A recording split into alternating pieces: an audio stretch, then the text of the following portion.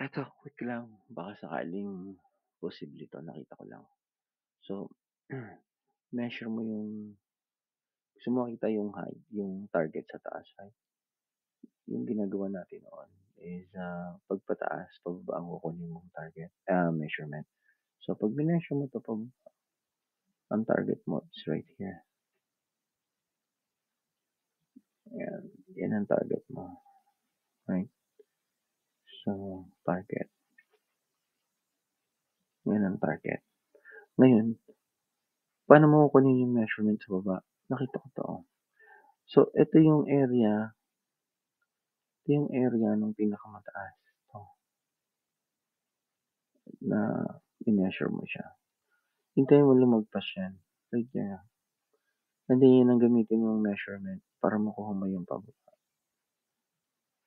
Ayan, yung leg na yan. So, ito, imbis na dito sa leg na yan, lalagpasan niya 'to,